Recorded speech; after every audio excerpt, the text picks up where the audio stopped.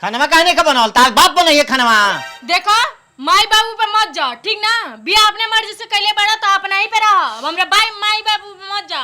अरे तलफी भुभुरिया में जड़ता गोड़ावा, बाप रे बाप। अरे तर तर चुए पसेना हो गरीबे ना डोला दो।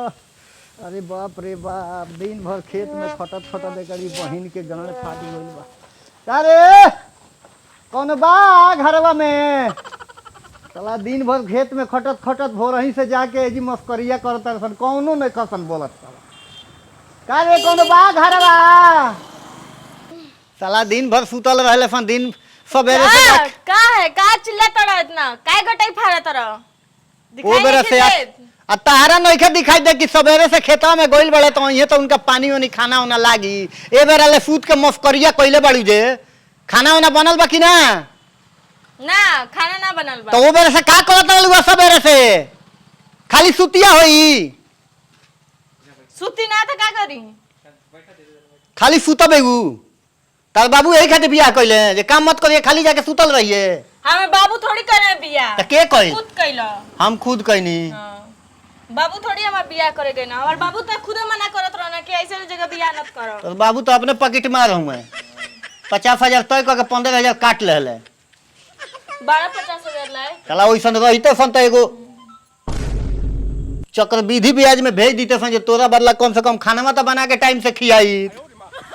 तोरा मारे हम तबाह हो गइल बानी सुतला के मारे। कल पहुंच हमेशा खातिर सुतिए जाई त ठीक रही।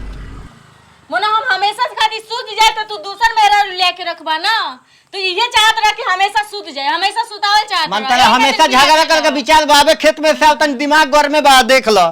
दिमाग ढेला फोरत फोरत अपने हालत खराब हो गइल बा।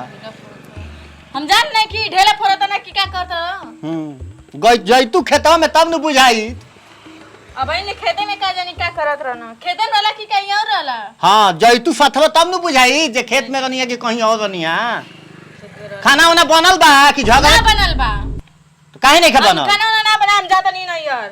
नहीं हर हां तई पहले बड़ू ये झमकाव खातिर नहीं हर जाए खातिर। हां भइल बड़ू भाई बा तू जइबू नहीं हर? हां नहीं जाए, हमरा नहीं से फोन आइल रहल, हम नहीं जाए।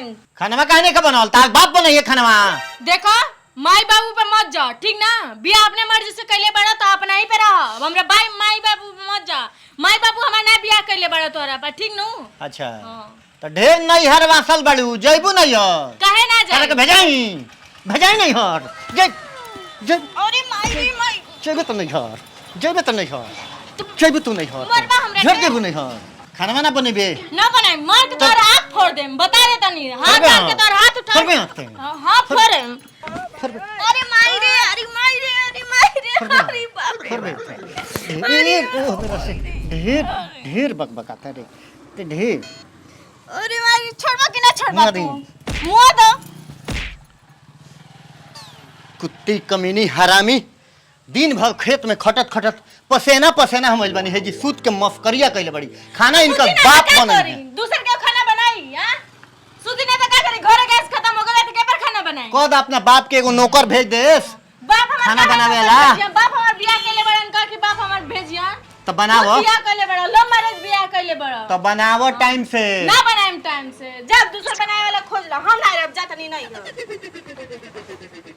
देख लो लसन भाई ना हम लव मैरिज कइले रहती, ना एक से मिले गइल रहती, आ ना पिटाइल रहती, ना एक से बियाह भइल रही, आ ना हमर प्राण कुफुत में पड़ी।